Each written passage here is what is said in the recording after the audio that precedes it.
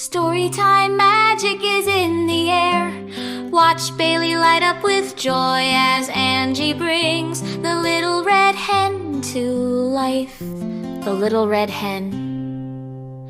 A little red hen lived in a barnyard. She spent almost all of her time walking about the barnyard in her pickety-peckety fashion, scratching everywhere for worms. She dearly loved fat, delicious worms, and felt they were absolutely necessary to the health of her children. As often as she found a worm, she would call, "Chuck, chuck, chuck," to her chickies. When they were gathered about her, she would distribute choice morsels of her tidbit. A busy little body was she. A cat usually napped lazily in the barn door, not even bothering herself to scare the rat who ran here and there as he pleased. And as for the pig who lived in the sty, he did not care what happened so long as he could eat and grow fat.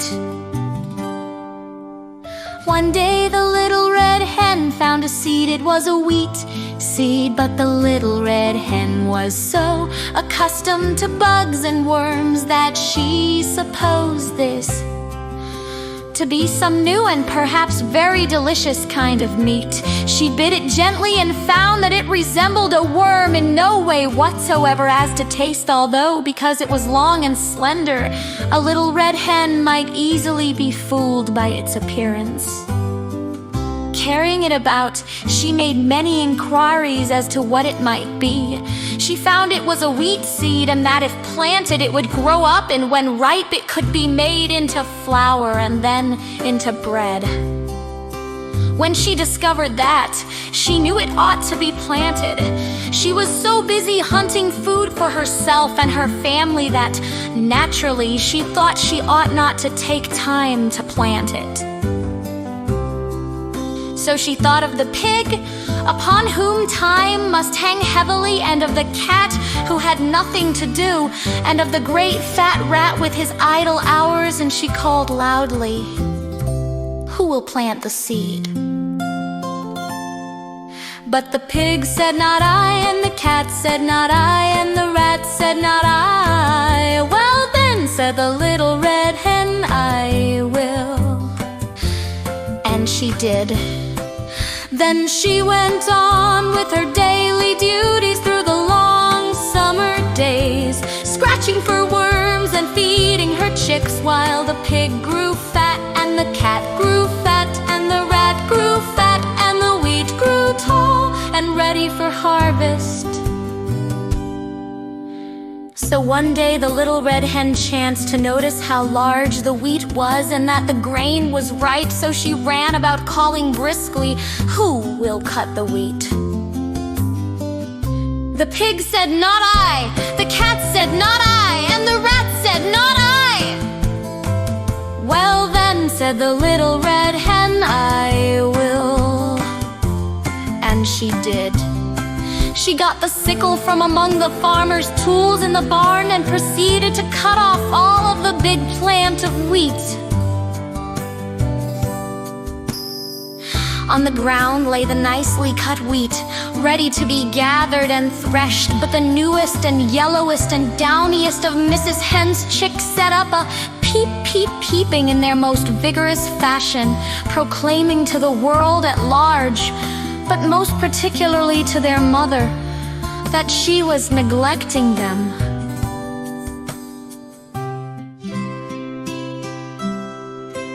Bailey leaned in, eyes wide, wondering, what will the little red hen do next? Poor little red hen, she felt quite bewildered and hardly knew where to turn. Her attention was sorely divided between her duty to her children and her duty to the wheat for which she felt responsible. So, again, in a very hopeful tone, she called out, "Who will thresh the wheat?" But the pig with a grunt said, "Not I," and the cat with a meow said, "Not I," and the rat with a squeak said, "Not I." So the little red hen, looking, it must be admitted, rather discouraged, said, "Well, I will then." And she did. Of course she had to feed her babies first, though, and when she had gotten them all to sleep for their afternoon nap, she went out and threshed the wheat. Then she called out, "Who will carry the wheat to the mill to be ground?" Turning their backs with snippy glee, that pig said, "Not I," and that cat said, "Not I," and that rat said, "Not I." So the good little red hen could do nothing but say, "I will then," and she did. Carrying the sack of wheat, she trudged off to the distant mill there.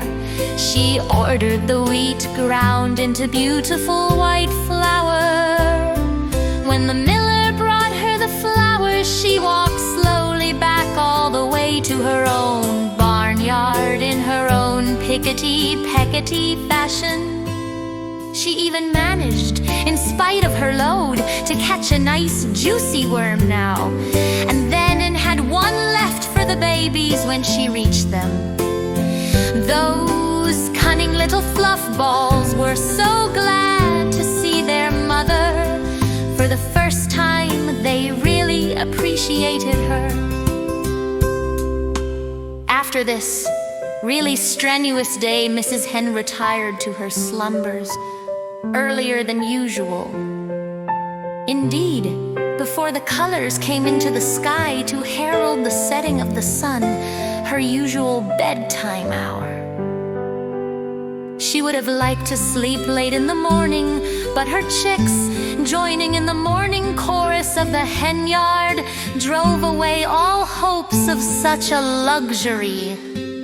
Even as she sleepily half opened one eye, the thought came to her that today that wheat must somehow be made into bread.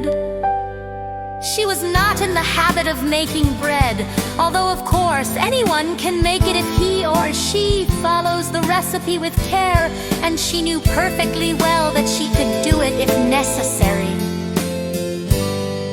So after her children were fed and made sweet and fresh for the day, she hunted up the pig, the cat, and the rat.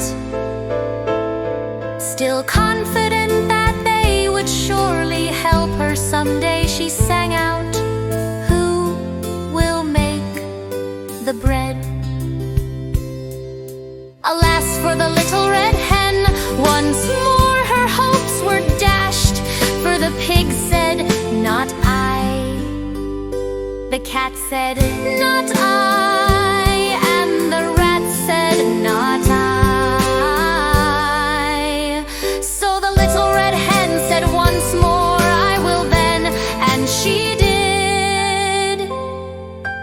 Feeling that she might have known all the time that she would have to do it all herself, she went and put on a fresh apron and spotless cook's cap.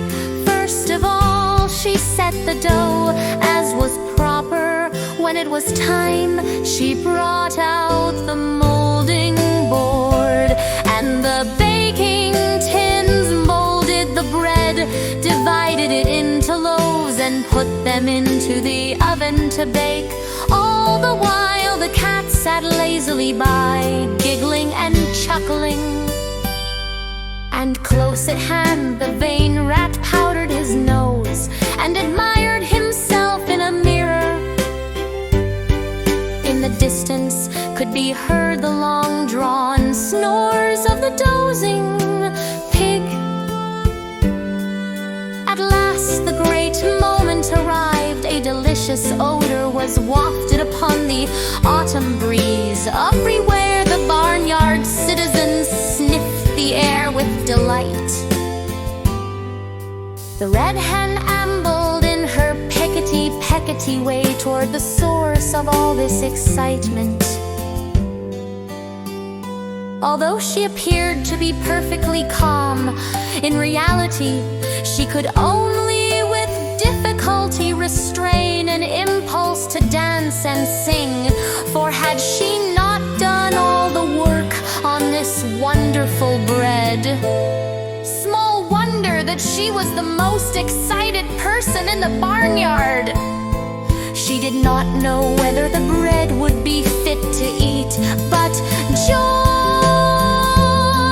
of joys, when the lovely brown loaves came out of the oven, they were done to perfection.